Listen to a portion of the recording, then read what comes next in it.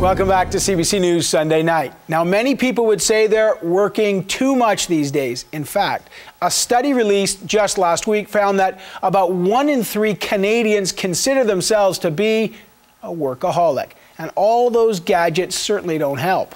Now, be honest, it's the long weekend, yet how many of you were able to resist checking your BlackBerry or your email? And what's the answer to our fast-paced world? Well, there's a Canadian living in London who thinks he has the answer. Azeb Wolde-Georgis went to meet him and put his ideas to the test.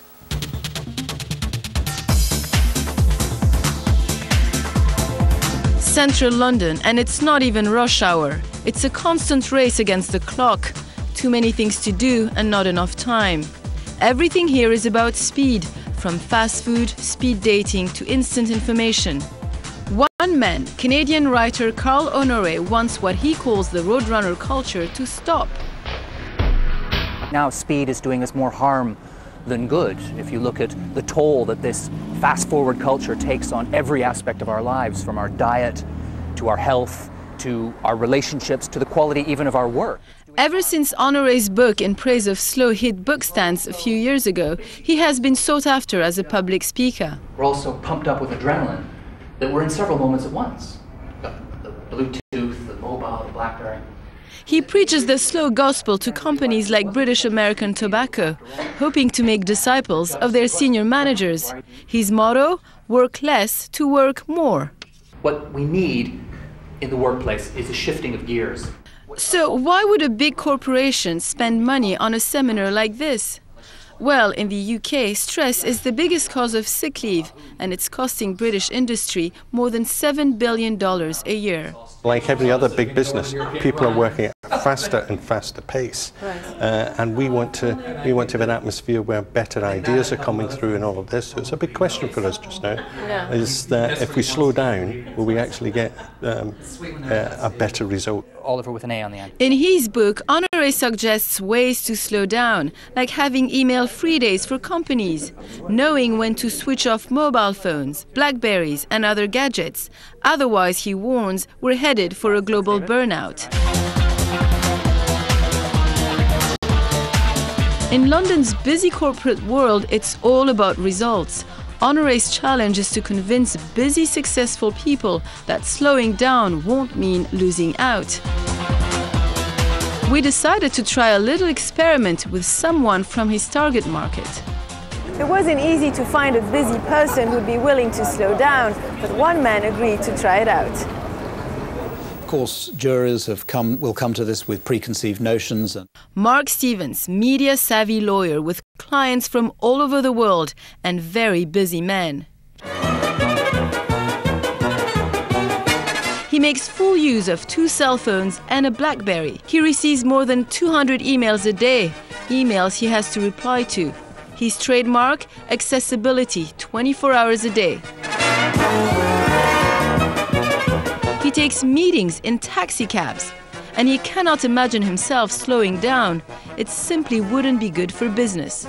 This is a normal kind of day. This is, if anything, a little bit light, because I've not been able to get into work mode in the office, and so obviously that work is being pushed into this evening, and undoubtedly I'm going to have to take some files home and work on them. Excuse me, I'm just getting a message.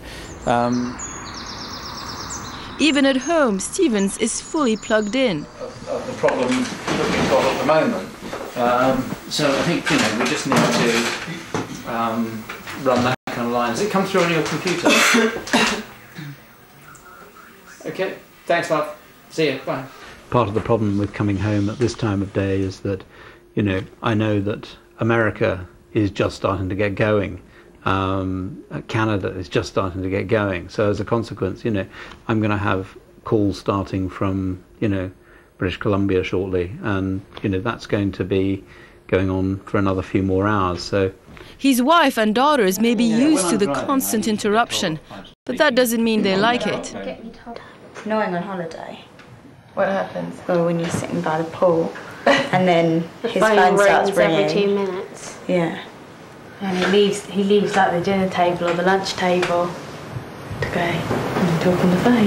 If we propose to you to actually for 1 week switch on, let's say in the morning and in the afternoon at certain hours, would you be able to do that? I could try, but I think that it would be a disaster. Because I think that the reality is that going into it, I know that if I don't check the emails, then someone's going to walk into my room and say, why haven't you checked your emails? In the end, Stevens agrees to the ground rules, checking his emails only 6 times a day, shutting off all gadgets during meals, and keeping them switched off between 10:30 at night and 7 in the morning. Are they off? Oh yes, and keeping a video diary. Turn them off, please. I'll see. That should be the Yep, that's off. How many have you got since you've been doing this? 11 emails. While I've been doing this. Don't check them all now, just turn it off. No, off. Oh, okay. No, he still doesn't listen. He doesn't listen. We're doing a little bit of filming. At work, Stephen's secretary kept track of him throughout the week. Hi Mark, what are you doing? I'm reading In Praise of Slow. Find out why this man thinks that this is a good idea. And so the problem I've got is that when I come to the end of my sort of period, before I'm allowed to check my emails again, there's nothing I can do. And one of the things it says is you should get up and talk to your colleagues. So I'm getting up and talking to my colleagues. This may be more sociable, but how is his business doing? It's madness.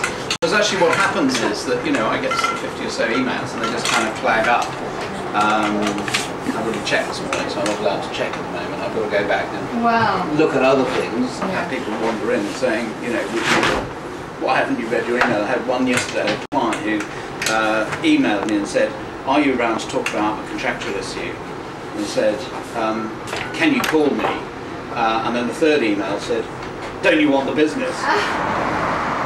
A week later, we went back to the house to talk about how things turned out. The working environment, I think that the whole concept doesn't really work for that environment, and I think you have to, if you're on a job like mine, you have to be able to answer your emails and or at least look at them to see if there's anything urgent in there, so that you don't lose clients.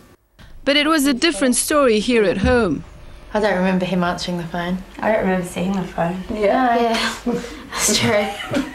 The house phone didn't ring. On Saturday we had people around for lunch and he didn't have to keep getting up from the table and running into the study to try and answer his phone or anything. So that was nice. I found that by turning it off during the family time, if you like, I got more time to chat to the girls, which I really enjoyed and really valued. Yeah, his sort of patience was much longer, because normally he's sort of got a very short fuse and the smallest thing will set him off, but he just generally seemed more relaxed and sort of more happy to be at home. Are you going to go back to the way you were before? No, I don't think I will go back entirely. I mean, I will go back in terms of what I do at work, largely I imagine, but I think also I'm going to be looking at changing the way I operate with the phone and BlackBerry at home. As you have more of these pieces of equipment, they do tend to intrude and take up your personal space. And unless you resist that or you entertain some kind of experiment such as this, you don't actually know that. And you don't see how much better it can be if you don't allow it, because it's a kind of creeping erosion. And the big test will be when we go on holiday, if Phil's going to have the phone off. And so really slow down. So, can a city like London, the engine of growth for the entire country, afford to take the slow challenge? I love speed and I love the buzz here. Even Honoré says it's not about swapping the cult of speed for the cult of slow. It's about finding the right balance, and getting it right is going to take time. Much though it may pain us, I think that we have to accept that the slow revolution will be slow. You know, it's not going to happen overnight. We won't create a slow world next month, next year, or even in 10 years. This is a long-term process. We've been accelerating so hard for so long now that it's going to take time to recalibrate our minds. Looks like this revolution will be fought one off button at a time.